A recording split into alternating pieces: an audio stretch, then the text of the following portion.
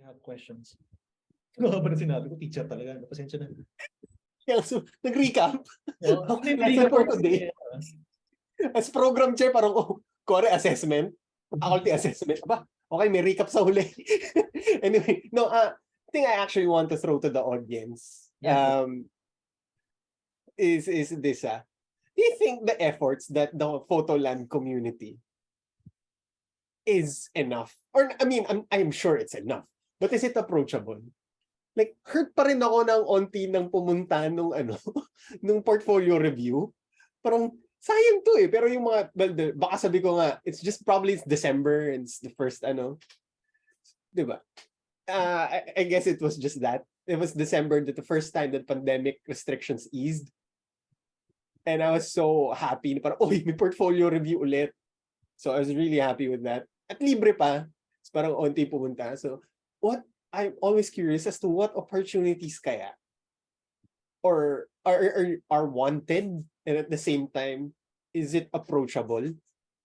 Or approachable is not the term. Is it inclusive? There, yun I guess it's something for the community to ponder. That I'm also pondering. Right? Iniisip ko rin siya, parang, are we doing it the right way? I guess so. I guess. I hope. Wala talaga. Anyway. Go, Tony. Walang quick question, walang quick answers talaga, no, EG? Hindi. I mean, the critic, so hindi talaga kailangan ng instant answer. It always has to linger and simmer and dapat marami pagdaanan. Anyway, yun yung sa mga pinag-aanohan ko lang. Virtually.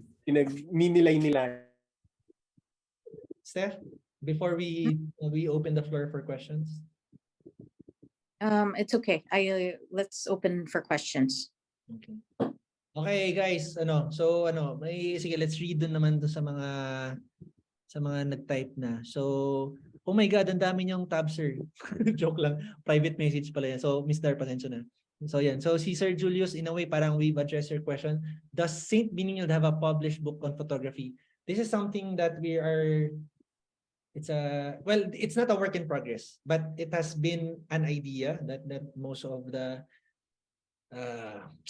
people responsible in the program are considering. Not necessarily when we say published books also, you're referring to published books.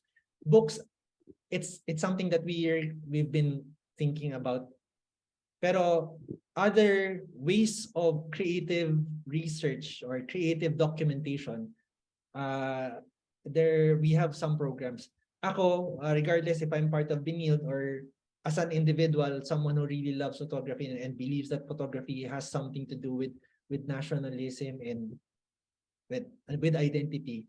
So I have this. So we have Photography Chismis, and there's a lot of things that we're working on for the year. So actually, we already have a program until March. So we have podcast aside from the writings that we do in Photography Chismis PH. So in a way, these are informal and maybe siguro quote unquote illegitimate or non-authoritative ways of trying to document, journalize, document and express, diba, the idea of legitimization. I would also include siguro in the discussion na Mapua, PWU have already started their journals. So they have academic journals talking about media studies in the Philippines. Well, syempre may media studies na before, pero yung medyo well, officially they started parang 2 months ago. So PWU and Mapua. So they have that. For the DLSU, there are professors who are actually writing about photography and pornography. So the history of photography vis-a-vis pornography, because that's also image making with the use of photography, and that is also an interesting topic that no one talks about. But that is historical, that has effects or idea, or those have implications on our identity as male, female, quote unquote, our gender, our nationality, our national identity. So that guy, si Dr. Cao, he's working on that, and then Ateneo is also trying to legitimize photography as philosophy. So we have an episode with Dr. Ramon Barbosa, I think in February. So that's philosophy of photography, because when you go to UK, to the US, they have a journal already about photography as philosophy. They don't talk about cameras anymore. They're talking about the nuances and the embedded processes within the cultural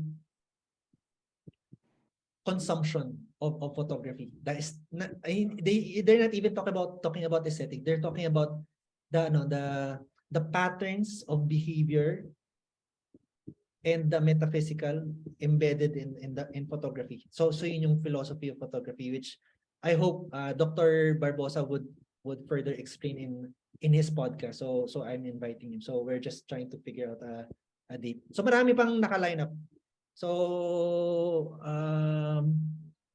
published books, it's something that people should work on. And also yun nga, yung journals, the academic journals. Kasi possible naman na even if you don't have a book, a journal could be a start na specific that could start a chapter in a book.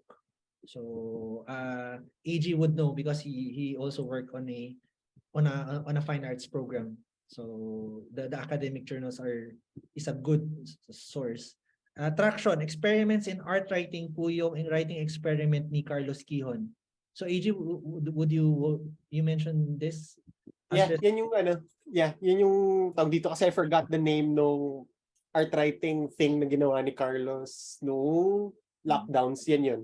Tractions experiment in photo writing. Anyway, books on Philippine photography, my number one read.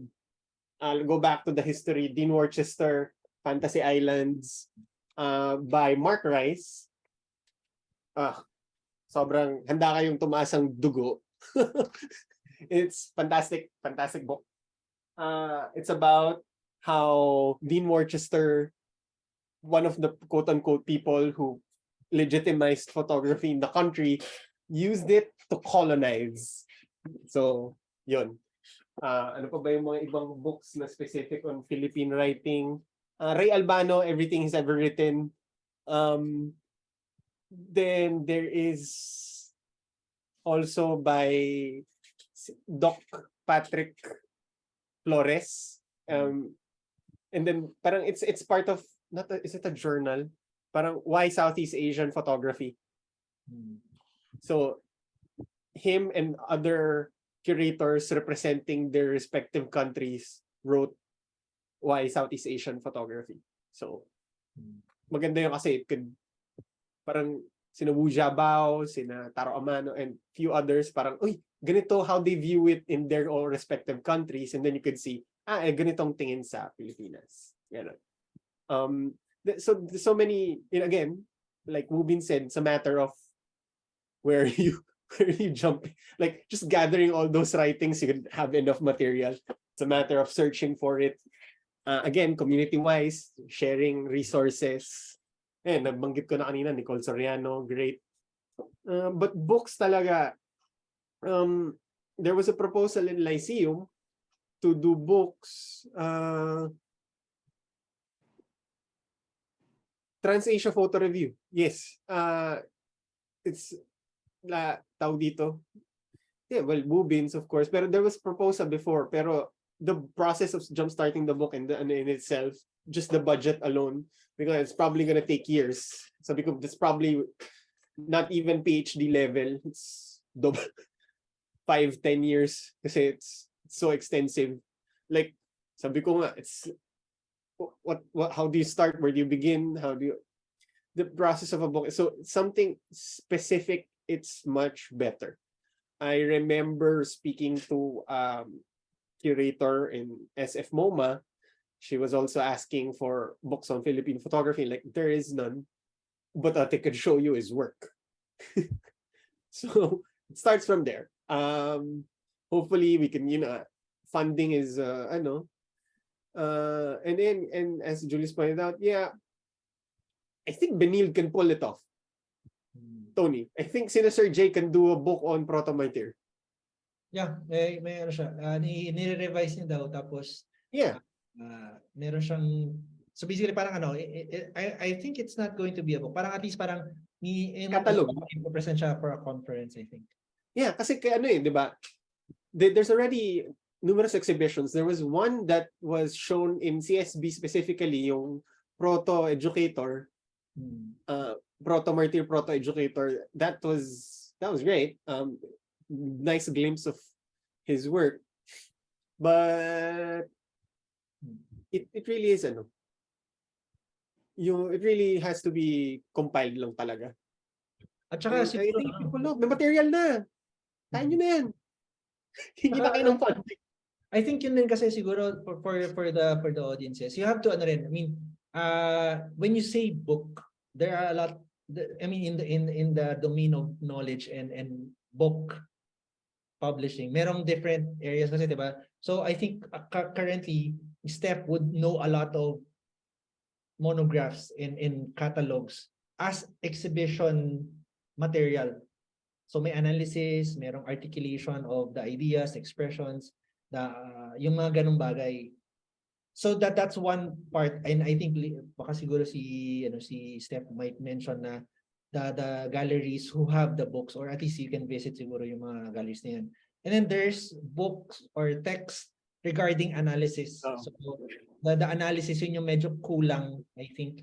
So yung kadalasan the analytic part of photography, not data technical part, the analytic part na history, critical analysis,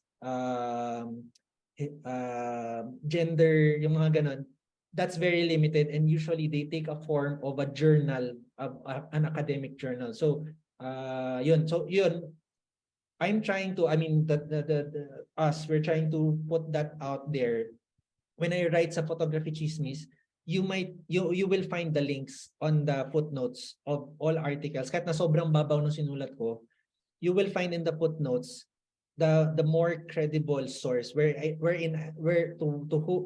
got the idea of the article. So when you go to photography chismis, may mga post ako na medyo minsan parang mababaw. Pero when you go to the footnote, you will see some sources doon of yung Trans-Pacific gaze, yung mga ganyang terminology or semantics. And then there's the power of images in terms of iconography, mga ganon. And history building and world building, nandun din yun. So siguro don't read my article, read the footnotes. Meron doon kasi I use that also in my classes. And then yung analytic part yan. So I think the academia are working on it, and I think meron naman, ang hirap lang hanapin kasi kadalasan it's in the library and someone doesn't share it publicly, and that's why we're trying to have it in podcast form. So we invite someone who's knowledgeable, then they talk about it kasi some of us are tamad magbasa. Pero I encourage everyone to read it. So sinasabi nga ni AJ, no one reads, pero that's why I decided to have a podcast. And then there's also the historical text. The historical text is very limited. So you have Guardiola, Juan Guardiola, trace niya yung history of photography from 1841 to post-war, if I'm not mistaken, up to post-war. So nakasulat, may examples, may analysis. So that's a book. It's written in Spanish, pero you can find a translation online. So The Colonial Imaginary, yun yung title ng book. It's a book and it's also a monograph. So, and then you have yung kay Wubin, kung gusto mo ng contemporary. There's also a French guy who's writing now sa Singapore. He visited the Philippines, parang something to do with Itier. Yung the history of the use of photography, kasi diba 1838 na gawa yung daguerreotype. 1841 supposed to be nasa Philippines na siya. That person who brought photography in the Philippines, most of the writers or the historians, they put the name kay Jules Itier. So he's a Frenchman na part of a customs mission in the Philippines. He's French. But yun, ang inikot niya kasi Singapore, Philippines, and Macau. Tapos nagkaroon pa siya ng second. So Massot, he's a teacher in Lasal sa Singapore. So we contacted also, baka I can invite him to the podcast also. So ano talaga. So at least anyway, my point is read the footnotes. So if AG writes, if I write, if look at the footnotes kasi you can also go to the primary source.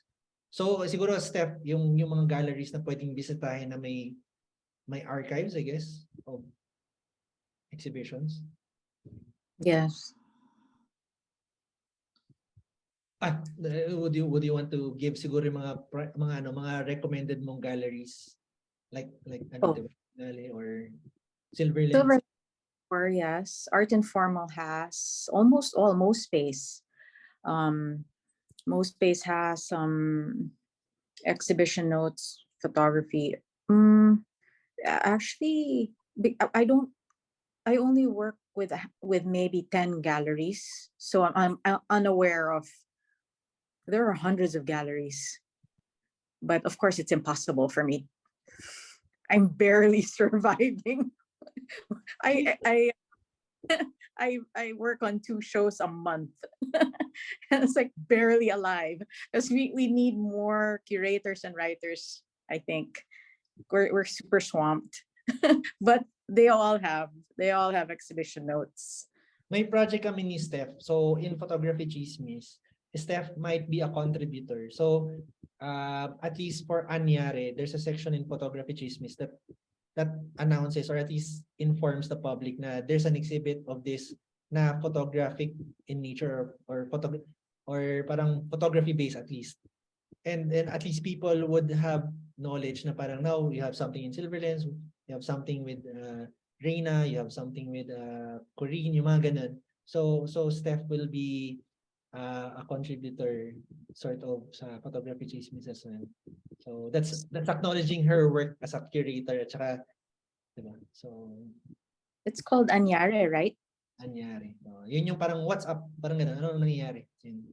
And then another question siguro okay, wala na. So Sir Julius, thanks for Dean Worcester. Is this Jack Cree? Is this a Mr. or Miss Jack Cree? Your journal po ay Translation Pacific alighting. So yun. So ayun. Sabihin mo na lang kung Miss or Mr. So any other questions? Or siguro moving from this, would you have recommendations on another topic siguro before we close? Yung next week, I would like to invite everyone then for the next naman. Yung next week would be AI. So we're going to try to discuss it also in a productive manner, na in the sense na we might not discuss it as is AI art kasi yun something to do that's going to be argumentative, that's going to be debatable, walang ending yan. So we'll try to find a way to frame it na so what's in it for photographers and artists and practitioners and the general public with the resurgence or not the resurgence, yung pagsibol ng AI art. Kasi in a way, it's not necessarily that bad because there's a lot of fields who actually like it. It's just the photography community who hates it. And the art community who hates it. Pero when you go to architects, you go to product designers, when you go to academicians, they actually like it. I mean, yung kay Corinne, di ba? She's using AI art for a Sayano type project. So Yeah, most of the presenters of the Singapore Biennale and Singapore Art Week, maybe more than 15 of them was AI art. So to my shock, because I've been attending that, maybe I've attended 4 different years, and then the year before it was full of video, but this year, strikingly, it was many was AI art. So yun. So next week, if you want to join that, for those who are seeing this live and also for those who will see this on the recorded format. So next week we'll discuss AI art. We'll try to be more productive in the sense that Jake is a photographer, but he's also doing generative art. So and then the side of sila Angela and Jeric who mix art objects, meaning physical art objects, through photography, either through the archive or new work. Pero there's something physical, and how does that contrast to the production of images generatively, in the sense that AI art is synthetically generated images. So we'll discuss that also. Any questions? And then tapos yun nga, siguro to give you an idea, in the future we have something to do with visual literacy. So we'll have Jess. In the future we'll have philosophy of photography. We'll also have photography and pornography. So medyo interesting, diba? And then photography and democracy. So we'll have that also, discussions of how does photography support or negate or question the idea of democracy in the Philippines. So kahit na ang pangalan nito is kwentuhan sessions, it's actually a bit pedagogical in the sense na where inuungkat natin yung mga topics na hindi na di-discuss in public, diba? So for example, camera clubs as sites of legitimization. So we'll invite someone from Camera Club of the Philippines and FPPF. Let's hear their idea na what is really what you're doing legitimizes photography as art in the Philippines, or you're just propagating the salon. I mean, not just you're propagating a certain type of photography, which is the salon tradition of photography. And it's not necessarily bad. I mean, like Bubin mentioned, the salon photography as a tradition is not necessarily bad. It's just something that people tend to trivialize, and also contemporary photographers, they say na, yan na naman, wala na bang bago, diba? I mean, the power of the camera clubs as a legitimization agent. So any questions? Sige, kung wala na, so closing na lang siguro, Steph, regarding the topic, and also siguro some plugs, I don't know. So, and then AG.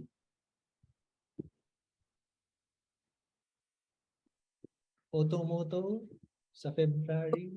I don't know. So plugs. ArtFair. Oh my. Yeah, okay. So Photomoto is going to travel to Baguio and will be opening at February 4 at the Bancab Museum in Benguet. There's actually, well, I hope we meet them. There's a wet plate collodion club in Baguio. I have not met them, but that will be interesting. Yeah, Art Fair Philippines, Photomoto has a booth, but also Tom Epperson, and then Nilo Shima and Reina Abelia. Jess Aznar has a booth, and then the trio of VJ Villafranca, Jason Kibilan, and Edric Chen have a booth called Triangulum. So there's going to be a lot of photography presence in Art Fair Philippines. Hope maybe you could go. And that's February 17th. I don't have it with me now. I don't have it with me now, but yeah, it's mid-February. Okay. Yeah, and hopefully there will eventually be also a discussion of vernacular photography as being included in the history of photography, because there are lots of museums now that are featuring vernacular photography, and a lot of artists who use vernacular photography as part of installations or just part of their work. AG? I mean, well, thanks for having us in your pilot chismis. This is not chismisan. What's the term for this segment of yours? Podcast ba? For this podcast, di ba? Talking chismis later thing. The Marites series. Marites series. No, I mean, Tony, thanks for having. Thanks for all the effort, of course, as usual. Tawag dito. As a closing thought to the topic, it came off the parang, I think it comes across na suplado ko naman sa national artist. Yeah, I actually think they did it. They were doing well for 30 years that it was going. It was going well. It was in 2011 that what happened? That opened so many questions about the award. Kasi when you look at the winners of the award, parang legit naman. Kasi nga, it was a magisterial award. As much as I have so many criticisms about it, it stems from the fact how can we have an award recognizing photography when you have photographers who are starving? So what's the point of this award? It's a recognition, political, so many factors, so many conversations can be. And at its core, at its end, as if you as a practitioner just looking for legitimacy, why not get it? Or why not, kumbaga, why not get the help of your community na sama-sama, parang komunista pa nga na. Sama-sama tayo lahat as a community that, could work towards each other. Like, I'm not involved whatsoever with photomoto. Gulat ako. Uy, totoo ako para sa kanila. Ayos naman, salamat. Yung mga ganong bagay. Or portfolio review, or may ganito, may tambay. It's more of I just could work with float. Even if you're not involved in Photoland, like somebody like Tony, myself, or Steph sees somebody does good work. Nakita mo na to? Kaya mo ba? Hindi eh. Invite nga natin, or nakausap mo na. Ay, naku, ang dami namin ganun ni VJ. It's out of nowhere.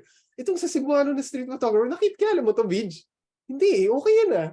Yung mga ganung bagay. It always floats at the top. So it's just work. It's just showing up. And to me, that it starts from there. Whether we can get a national artist in the future, great. Not, okay lang din. As long as we have each other. And we have our cameras. Camera ko dyan sa likod. Itong mga to. So yeah, I mean, salamat sa pakipag-chismis. Sana may natutunan kayo or may nakuha man kayo. Hindi sayang ngayong Sabadong gabi. Hindi. This is not the last time you'll see AG and Stefan. So, Ay, di ba? Sorry, nakala ko huli na. I-invite ko din sila ulit. Kasi may maraming topics. I think yung pagdating naman kanila Angel Shaw, din si Dr. Patrick. So I'm also inviting Dr. Patrick for a different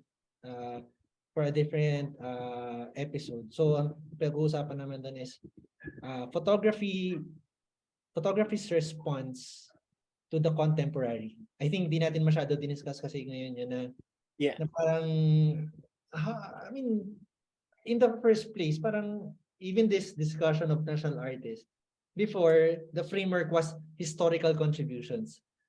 Ngayon, siguro, baka it might be good na the person who we nominate for this could be framed on how he or she responded to the concerns of the Philippine contemporary, contemporary Philippines, diba? So yun yung sila Dr. Patrick, sila Angel, din, and may isa pa nakalimutan. Ay, Steph, kasama si Steph. Boots? So in-invite. Miss Boots. Yeah. Great. Anyway, sorry. Sa Ateneo Art Gallery. Anyway, yeah, go ahead, Tony. Sorry. So yun, guys, salamat sa pag-join. So hopefully kahit paano, kahit na medyo kalat pa ako ng konti since it's episode 1. So salamat sa pag-join. So again, next week we have the episode 2, which is AI imaging and challenging the index. So that's going to be interesting. We have Jeric Garcia, who's a professor in Binilde and also is an artist. Angela Silva is an artist who works with cyanotypes and archival work, meaning she gets images from her personal archives and does art with it. We have Jilson Q, so someone na medyo younger in the sense na a lot of younger photographers see him as parang a hero. So street photography, documentary photography, and we have Jake Versosa. He's a photojournalist and photo documentary. He also does art, but he also does AI art. So interesting yung idea na someone who photographs is also open to AI art, wherein most people would be parang adversarial when it comes to AI art. So Jake is an interesting parang case. And then we have Joseph Desmond Cruel. He's a filmmaker. He's from ABS-CBN and he does AI art as well. So siya yung parang siya yung sa affirmative side. So hindi siya debate next week. It's just an open discussion similar to what we had today. So with that, so thank you everyone. So hopefully you can also join next week. So we'll be uploading the video to Photography Chismis for those who missed it. So yun. So magandang gabi. Salamat sa lahat. Bye-bye. Bye.